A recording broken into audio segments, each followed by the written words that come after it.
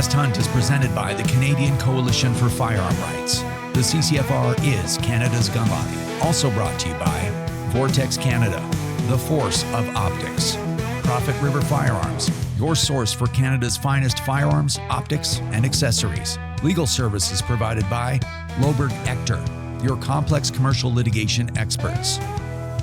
Hey everybody, welcome to My Best Hunt. I'm your host, Rod Giltaka. Thanks for joining me again. Today on the show, we've got a returning guest, a friend of mine, Ashley Stuckless from High BC. Great to have you here, Ashley. Yeah, great to be here, Rod. I'm super happy to get back to talk about Mule Deer. I mean, I've really given a lot of thought after sharing the sheep story here on the show, so it's fun to be back. Yeah, well, it was an awesome episode. You were the premiere episode of season 1 of the whole show, in fact. Actually. Well, that's an honor. I don't know really about is. That, no, it is. It's important. It's It means something to me. Yeah, and it was a great story. That's why you were first. It was awesome. Appreciate that. So if anyone hasn't seen it, they've got to check it out because it was really a remarkable story. Anyway, so one question I didn't ask you the last time that you were on is, and I've asked other people, is how and why did you start like videotaping and recording your hunts? Yeah, I think it started really simple. Like I'd seen, I grew up watching hunting shows, and then I seen some creators in British Columbia start posting hunts on YouTube, and I really was fascinated by that. And then so I gave it a try. I picked up a secondhand camera. I'm trying to learn all the technical side of this like a maniac, and really realized how big the struggle was. Then I get back to edit it, and I was like, wow, this is a steep hill to climb. And that fascinated me. That actually revved me up to say, okay, well, that's going to be hard. Let's try it. And really that was the beginning, the rationale that sort of started it. But I think once I started producing a couple or putting together a couple of these very rough videos, it really dawned on me the importance from the perspective of, I'd give anything to see my dad in one of these hunting videos hunting with me. Just the ability to hear his voice. You don't really realize how quickly, my main mentor, taught me through everything under the wing, how quickly that voice can sort of fade and be hard to conjure.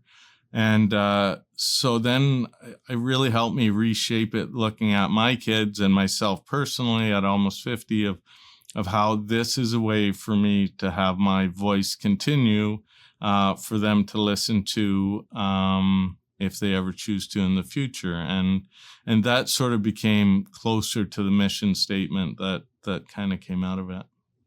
No, it's it's a great thing to be able to look back on. Yeah, Absolutely. For sure. Yeah, it's so that's sort of a guiding principle at this point. So in case people haven't seen your work, so like a little bit of an intro, like you're on social media, you have a television show as well. Give us a little bit of overview of that kind of stuff. Yeah, sure. It all started, like I said, with a little YouTube channel, High BC, and just HIGHBC, nice and simple.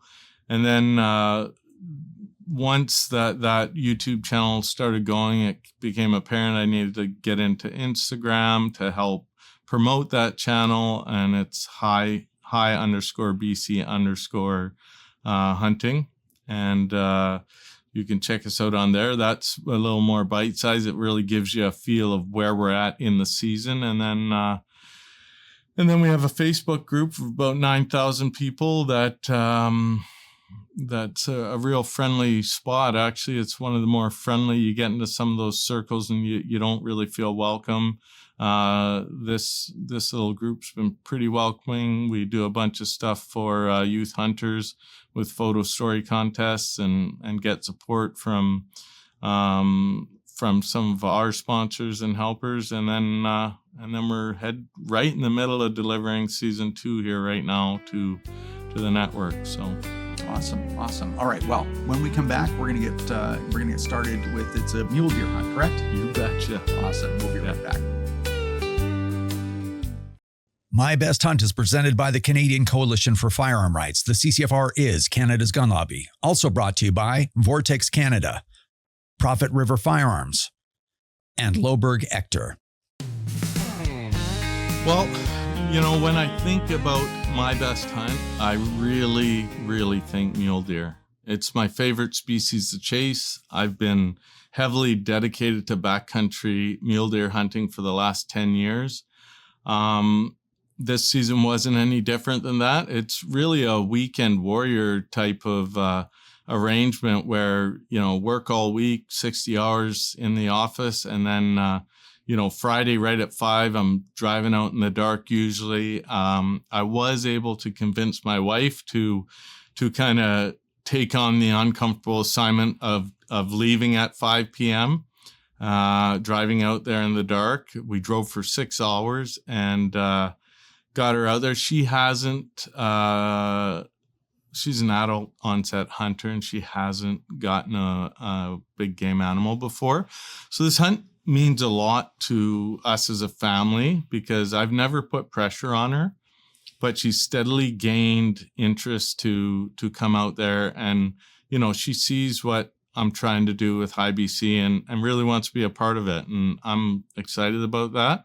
So we got her out to kick off this year in October for any buck season. And I was super proud of her because she ended up passing on 3 bucks that she actually could have harvested. And it wasn't because it wasn't a giant. She wasn't looking for a giant. But she had some minimum criteria that it had to be somewhat, heading towards maturity, and these were good little 2 points and, your typical first buck, like the picturesque first story, totally legal, 60 yards away, sitting there looking at us, no problem. So, I was pretty proud and surprised that she sort of had the willpower not to sort of go for that closure when the first opportunities came. And then, by the time the third one she passed up, I had glassed it up. And then I'm like, there's no way she's going to want to go for this guy. He just looks like the brother of the one she already said no to. And sure enough, I said, I've got another one here. And she's like, no. And then I glassed over like 100 yards away. And I'm like, oh, wait a second. We got a nice, decent sized 3-point over here, 3x3.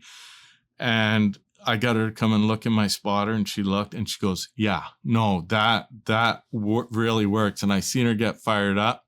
So we had to loop around with the truck and close the distance. And we were able to get super close, but unfortunately didn't present a shot opportunity. So we ended up coming home empty-handed, but it was a super valuable trip for us because it really feels that was her second year of really starting to graduate into a hunter, and it was fun to see. And it helps that you saw some animals. Right? It does. You didn't drive around all day and see nothing. Yeah, right? not like our bear hunt. I see the light reference. Okay. Yeah, I don't know what you mean. Well, I appreciate you bringing up our successful bear hunt every chance you get, but the bearless hunt. It happens. Yeah. And then the following weekend, because once the tail end of October hits, it's sort of like every weekend till I get it done. So and the season goes till December 10th. In the province. So it's every weekend till I get it done. And the next weekend I went out and I had help filming that weekend. I mainly self-film my productions, but I had reached out, said, hey, anyone interested in learning about hunting and knows how to film on the Sony system, shoot me a message and let's talk and see if there's a horse trade we can do. And I got picked up on that by Jake Lowen, and he came out and he has never shot a big game animal. And so, he had been trying for a couple of years, him and his sons, and I was like, if there's an opportunity on a buck where, it's not the right buck for me and it's the right buck for you, then we can switch positions. I'll assume the primary camera guy, and you can jump on the gun. And darn it, like the first day we're there, I'm like, oh, there's a 4-point. Jake, there's a 4-point. And guess what? He's a Jake 4-point if you want him. Like, he was a nice buck, but he was just not the buck that I was looking for. I knew what the ground kind of held. So I said, this is your time to shine. And we stalked down. We're pretty loud because it was kind of shaly. We stalked in super close. And then or to about 300 yards. We seen him at 800. And we got there, and it was a perfect setup. I set him up. I set the gun up. I got back on the camera, and I'm like, just take your time. They don't know we're here. We kind of spooked them originally, but they're right back. So, so he took his time the best he could, but he had that buck fever, and he ended up missing that buck. And sort of that's how that weekend wrapped up. We hunted for the following day, the Sunday, and just packed up tools and went back to come fight another weekend. Well, that brings us to my turn to sort of act as head gunner for the next weekends. It's now in November. The rut signs are happening. We've been on a few ruddy tracks, a lot of scent around and rubs around. So this is a real special time of the year. I'd like John at Bearpaw Taxidermy. He helps me a whole bunch. I think he's really grown into the mentor that I now have instead of my father having that role. So me and him have developed sort of that father-son type of relationship. He really helps me a whole bunch in the background. And he had a friend, Corey, that was going mule deer hunting the same weekend. He said, hey, my buddy Corey, he's going mule deer hunting. He doesn't have anyone to go with. Would you go with him? And I was like, my instant reaction is, no way. Unproven hunting partner in the rut, like when it matters, when I'm going to be like covering a lot of ground and being pretty aggressive in my hunting. And, but I didn't say no way. I said, absolutely, because I owe it to John. Yeah. John.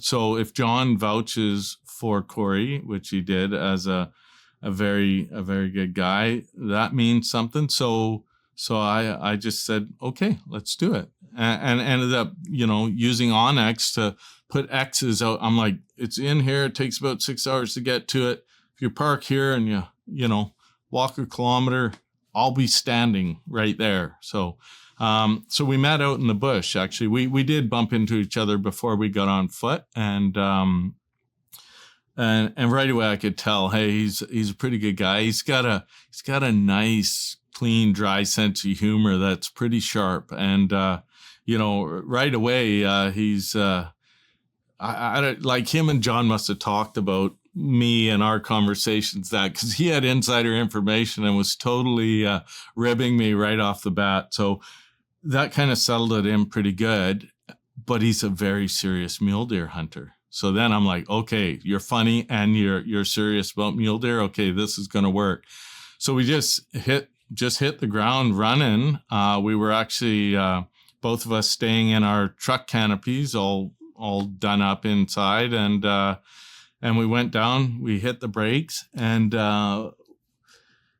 we weren't seeing much. We were battling fog quite a bit. And then we seen a couple small bucks and some does, and it had that feel in the air that it's like, oh, it's the buck season's here. Like they're gonna be here, and seeing the does just lets you know that you just got to keep turning up drainages till you get into something. And we spent the whole afternoon, the fog cleared out. We started covering ground, and the deer started getting slightly better. Like they were big 3 points, and they weren't legal because in November they have to be 4 point. But the class of animal was just sort of steadily increasing, and it was building this sort of momentum. You could feel it inside you that, oh boy, it's just a matter of time before, Big Tom comes out and it's going to be on. And sure enough, like they do, just as last light hits, here he comes. He's about 26 inches wide, just a beautiful symmetrical 4x4 mule deer, nice mature animal. Not breaking any records or anything, just a good, respectable buck. And that's what I'm after. And we just couldn't get set up quick enough. Like we were losing light fast. It was feeling like a rush shot. And, we got great footage of him and good footage of me not shooting. And then, we're walking back in the dark with our headlamps saying, okay, we know our plan tomorrow. We've now located the sort of drainage he's in. We're going to come sit on this and we are going to track him down come hell or high water. So, sure enough, first thing, walk back down the next morning in the dark and we're glassing. It's clear morning, no fog, doe, small buck. And we're like, oh no, did something happen? He's cleared out. And then about 10 a.m., out he saunters, man. And he was king of the block. You could just see his whole body language was the boss. The other small bucks were like, okay, we're just going to go over here for a bit. Mm-hmm. And he just started dogging a doe and she bedded down. So I set up. I had lots of time to set up. And so I got in position and then he bedded and I'm like, okay, I got to wait till he stands up because he's kind of quartered towards me. It's a real low percentage shot to try and take it. So I'm like, okay, be patient. So I just set myself up. About an hour later, up she comes, up he comes. And then right away I'm hitting cameras and then I'm jumping on the gun, nice and calm, touched off the shot, missed him 2 inches low. Like I see the bullet trace. I can see it in my scope. Racked another shell. He was kind of trotting away, like a horse trot away. Shot, missed again, put it right beside him because he was moving. Racked again, and whappo, just put him down, flattened him there, and then he ended up down in the drainage. So, wow, you got 2 follow-up opportunities. I did, yeah, I did. The second shot was, I probably, in hindsight, wish I didn't touch it off. But I was in the go mode at that point, so I touched it off. But the shots were pretty good. They were just off by just enough to be a problem. So.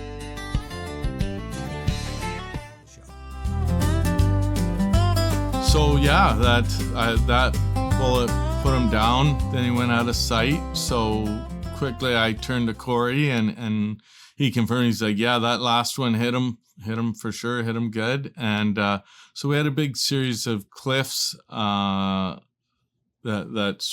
we were shooting off of. So we had to get a couple kilometers around this before we could get back in. So when we got close to where we thought, I went straight to where I'd seen the deer get hit, thinking, okay, I'm going to find him pretty close.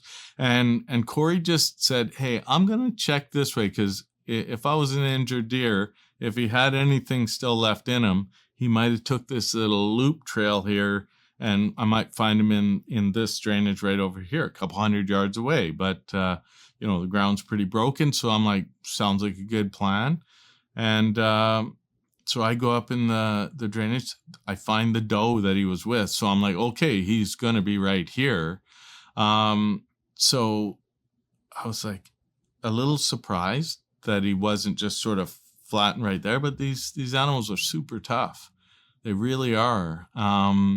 So the shot that ended up being on him was pretty good, but it was a little far back. So he had something in the tank. And because Corey decided to go and take that little segue, he was able to, it might have took me 2 or 3 more hours, and to have found him because he was kind of piled up in a spot I wouldn't have guessed, but he guessed it bang on. And, then it's hooting and hollering, cutting tags. And then Corey had a lot of deer hunting experience, but a lot of it, using quads and sometimes vehicles, I think, but mainly quads. And he liked to hike a lot, but he always sort of had this very strategic hike plan where you could bring it down to the road. So, it just ended up being an awesome experience with a new person. So awesome. So it was good that Corey was there.